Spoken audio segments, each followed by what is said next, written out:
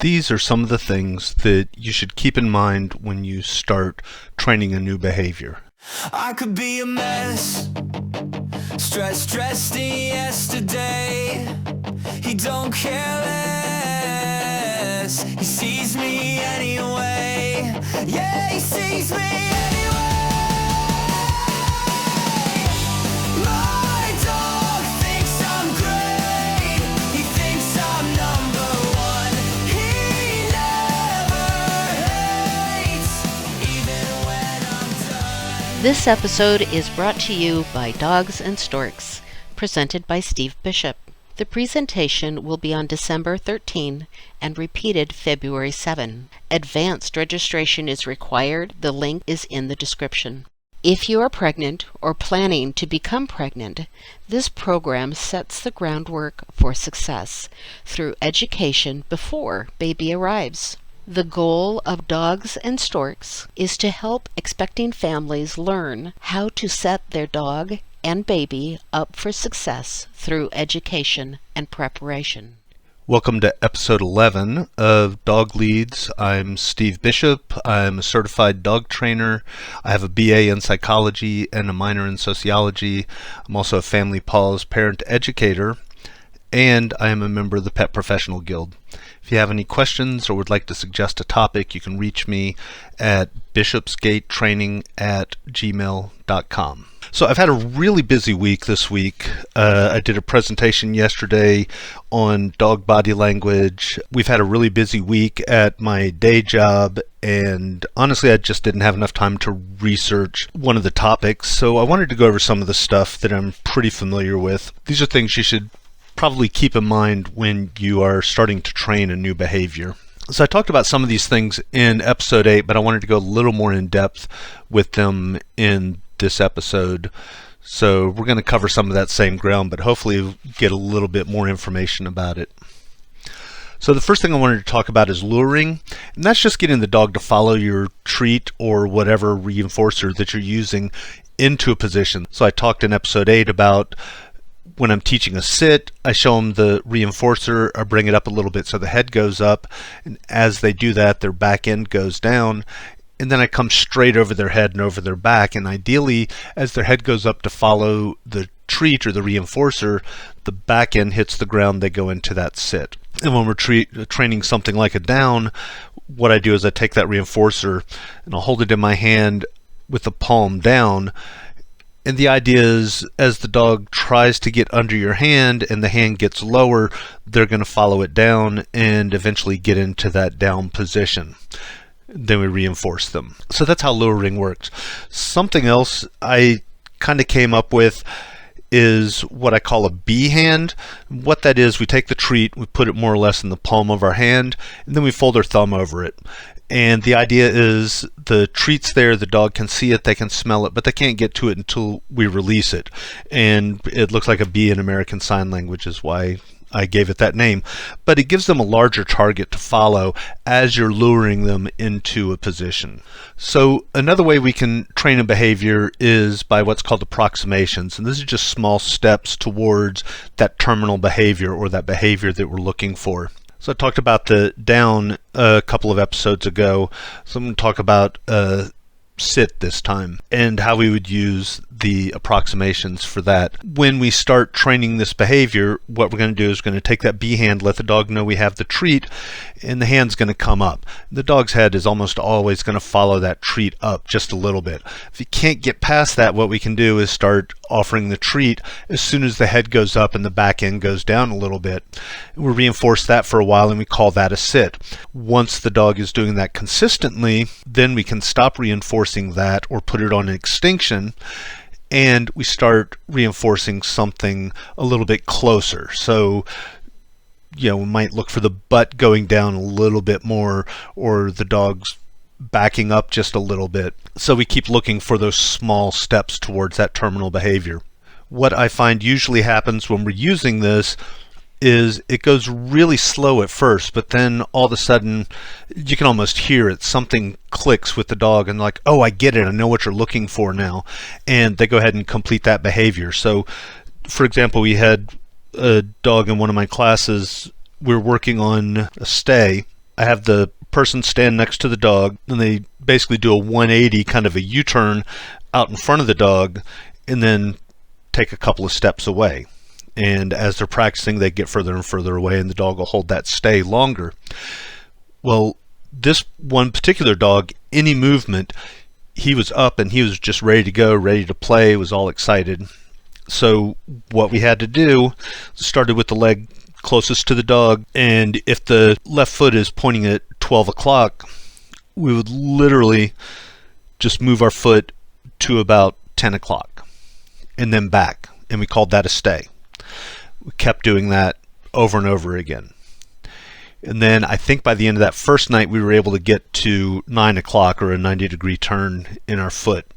As they worked on this and we worked on it in the next class, we were able to get the foot twisted around, and I think that was as far as we got that second night that we worked on this. But we kept repeating that, and then by the third night, we were able to actually step in front of the dog. And when I say the third night, our classes were once a week, so this is 3 weeks worth of work. By the time we got in front of the dog, it had finally clicked, and that fourth week, the person was walking across a 30-foot ring, and the dog was holding that stay. So it started really small, really slow, but then they were just moving by leaps and bounds. So don't get too discouraged if you're not seeing progress right away. It will come. Then the third method I like to use, it's called capturing. It's just waiting for the dog to do the behavior, and then we reinforce that. So for example, the dog jumps up on the couch, you pet them, that's the reinforcement. They've been reinforced for jumping up onto the couch. That's why a lot of dogs, when they come to class, they already know how to sit, because dogs sit a lot. And so the dog gets reinforced even though they're not sure what the hell they're doing. I just sat down, so I got reinforced for it. I'm going to do that again and again and again. And so when people come to my classes, a lot of times the dogs do know how to sit on cue already because of that. So it's already been captured. So we'll go back to a down again, for example. That's one of the things I have the most problems with, particularly with small dogs and puppies. Every dog is going to lay down eventually. So you just kind of have to wait for it. You kind of have to be prepared, have that reinforcer. But you can set yourself up for success. So one of the things you can do is, if you're working on a down, for example, you go into a bathroom, go into the laundry room, go into a small room where there's nothing for the dog to get into, take a book with you, your phone, a tablet, and the treats, the reinforcer, and then just wait. And the dog's probably going to be curious, sniff around for a little bit, but eventually they're going to get bored and they're going to lay down. And as soon as you see them start to lay down, you can put a word with it and reinforce it. And even if they don't make it all the way down, go ahead and reinforce that behavior. And usually what you'll find is it's I don't want to anthropomorphize here, but it's basically like the dog is thinking, well, I started to lay down, I wonder what happens if I actually make it all the way down. And when you see that the first few times, you want to really jackpot it, give them extra treats and extra praise, really reinforce that, really make a big deal about it. So those are the 3 training methods that I like to use and how you can kind of apply those. I also wanted to talk a little bit about reward versus bribe. A lot of times you hear people who don't understand the science behind training. I don't want to bribe my dog. I don't want to constantly have to be carrying around treats. We use food because every dog is motivated by food to some degree. Some dogs it's not the biggest motivator, but most dogs it does work. And I've talked about that in a previous episode, so I won't rehash all of that. The reward is what the dog earns after they've done the work or the behavior. So we ask for a sit. Once they sit, we give them the treats. A bribe would be we give the dog a treat and then expect them to actually sit. So I kind of liken it to, say your dog runs away, you can't find them, and you put posters up, missing dog. A reward is bring me my dog and I will give you $200 or $500, whatever. A bribe would be come get $500 and then you have to go find my dog. So that's kind of the difference. But the other thing is we want to fade those treats. So in my classes, I stated as we want our dogs to respond in real life situations. In real life situations, you may not have clickers and harnesses and treats and all these pieces of equipment, and we still want the dog to respond. So one of the ways we do that is fading. Now, fading is just getting rid of the treat or the reward and still having the dog respond. So for example, what we'll do, once the dog knows the behavior really well, and there's some debate about this, if they offer the behavior between 4 and 7 times without error, then we're ready to start a fading protocol. So we ask for the down, the dog downs, we give them a treat. Down, treat. Down, then lots of praise, lots of pets. So we're still reinforcing the behavior, but we're not giving them that food reinforcer. And then the next step, once they're responding well to that, we're going to do maybe treat, praise, treat, praise, treat, praise. And then the next step would be treat, praise, praise, treat, praise, praise, treat. And so we're slowly getting rid of those treats, but still having the dog respond. All of that said, you still want to keep that behavior really well reinforced. So you want to give them the treats every once in a while, just so they know they can still earn that. So one of the things I like to do is when we're working on a new behavior, I'll start with something the dog knows really well, like a sit or a down. And then I treat it like it's the first time they've ever done it. Lots of treats, lots of praise. Oh my gosh, what a smart dog. You're the greatest dog in the world. And then we work on that new behavior. And that keeps the behavior really well reinforced, but it also kind of prepares the dog for, okay, it's time to work now. And then once we get to the end of the training session, I'll ask for a different behavior. So if I ask for a sit at the beginning, I'd ask for a down at the end, for example. And the same thing, I treat it like it's the first time they've ever done it, lots of treats, lots of praise, etc.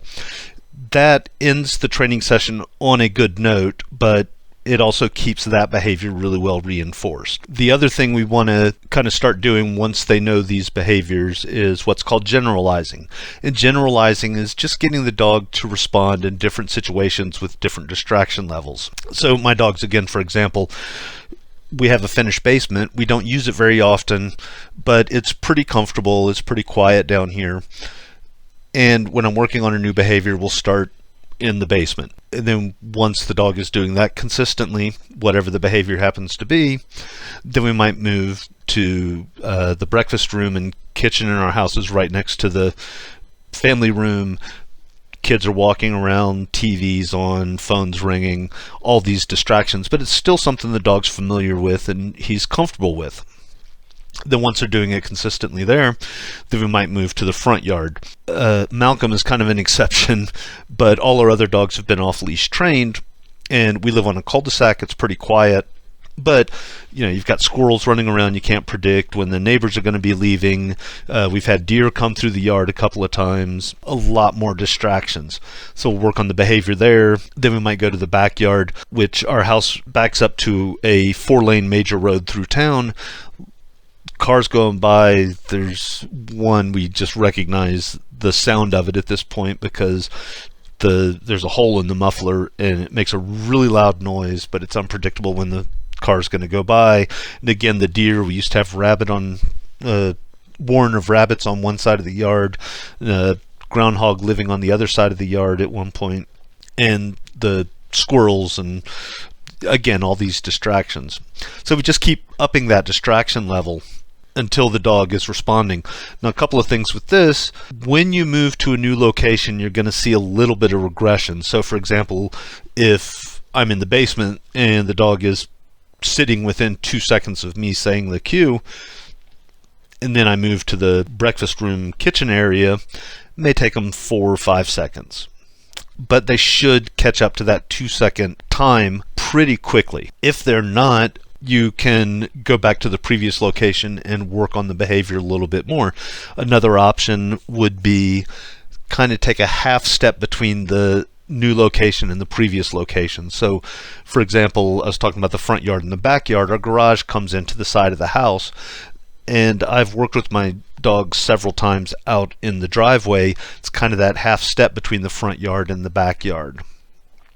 And then once they have the behavior really well, then we go to the backyard and then start going to parks and wherever. Again, particularly with the fading and the generalizing, I can't emphasize enough, It's easy to talk through this stuff really quickly, but it does take time. So, for example, I might work 3 or 4 days in my basement before I go up to the family room, and these are places the dogs are really familiar with. Then I might be a week in the front yard before I go to the backyard. So, kind of go at the dog's pace. There's a lot of discussion about how many times a dog should offer a behavior, and it's usually between 4 and 7 times in a row without error. I don't think it's an either or. I think it has more to do with the individual dogs. Most dogs have that one thing that they really excel at and that one thing that they have a little bit of trouble with. You know your dog better than anybody else, so you should be able to tell, 4 times with this behavior is plenty, 6 times with this one, maybe 7 or 8 with this one, just because he's having a little bit of trouble. So get to know your dog and how well they're learning, and when they have a behavior and when they need a little bit of extra help with it. So don't rush these things. So those are a couple of things to keep in mind when you're starting to train new behaviors, where you want to go with this stuff and how to apply it. As always, if you have any questions, if you have a topic you'd like me to speak about, you can get in touch with me, either leave a comment or you can email me at bishopsgatetraining@gmail.com, and we will see you next time.